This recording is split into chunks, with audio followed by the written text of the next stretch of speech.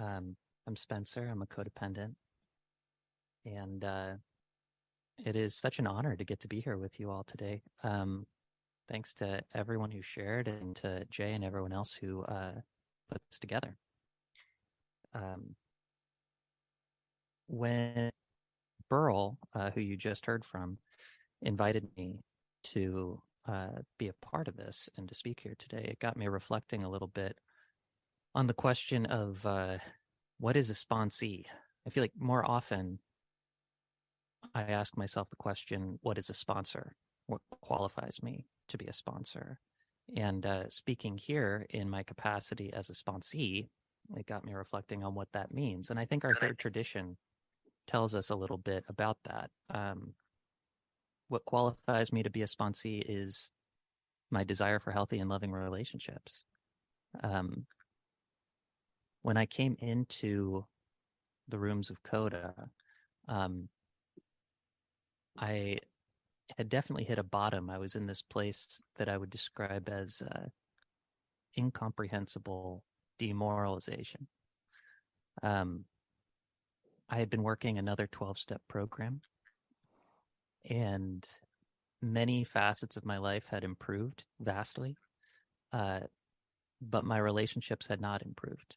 And it was becoming increasingly concerning to me. I kept doing things differently and getting the same result, and stumbling over the same stone. And I was completely at a loss as to what to do. A friend came to me asking for some help, and I suggested CoDA to him. I went to a meeting with him, basically to support him, not thinking I would find anything for myself there. And what I found was exactly what I needed in this amazing fellowship and design for living. Since then, I've gone through the 30 questions with my sponsor, Burl. And we're currently going through the 40 questions.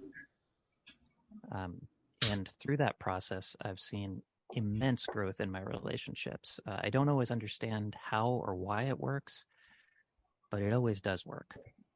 My relationship with my family has improved. And more importantly, my relationship with myself and with my higher power has improved. I came into CoDA with some understanding of what a higher power meant, but my relationship with that higher power was very antagonistic. My higher power was a little scary and very distant from me. What my work in CoDA has shown me is that I really do have a higher power that loves me in my life, and that I'm deserving of that love, and that when I receive that love from my higher power, and when I allow it to flow through me, I can pass it on to others as well. That being said, my current work in the 30 questions and subsequently the 40 questions was not my first go around. It wasn't my first attempt at the steps in CoDA. When I came in, I initially worked with a step study group,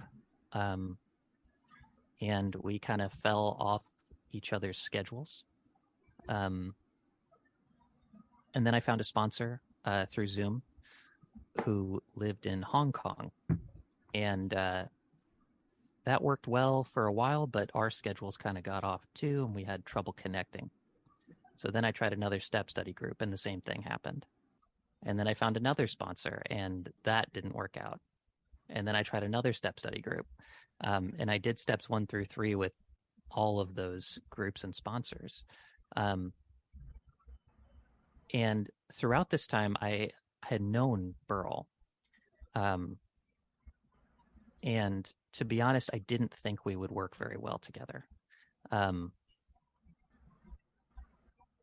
For those outside the U.S., there's quite a cultural divide between the North and South.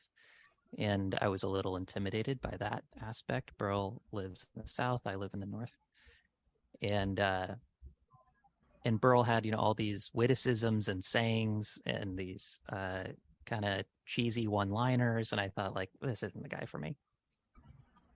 Uh, but eventually, I was at such a loss in CoDA and in my recovery that I didn't know where else to turn, and so I asked Burl to sponsor me, and it's been the best thing that's happened for me in my CoDA recovery. Um, when I had worked in that other 12-step fellowship prior to coming to CoDA, I had been taught uh, when we say jump, you say how high. I had been taught that I was not there to think, I was not there to feel. I was there to do the work and to do as I was told. When I started working with Burl, one of the first things he told me was that it was an honor to be on this journey with me. And I was just amazed by that. That was like nothing I had heard in recovery before. And it's something that I tell my sponsees now. And I often remind my sponsees that it's their journey and I am here to assist them. Because that's what Burl taught me. He taught me that it's okay for me to make decisions. In fact, it's good. And that he's going to love me until I learn how to love myself. It's led me to a softer recovery and a more authentic recovery. And I think I have more to give to myself and to others today as a result of that. And I've come to cherish all of Burl's one-liners and songs and things like that.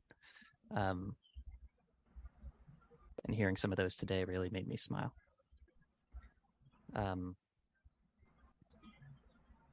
Sponsoring other people is something that Burl suggested I do once we had completed the 30 questions. I didn't necessarily feel ready, but I knew that sponsorship could help me to grow.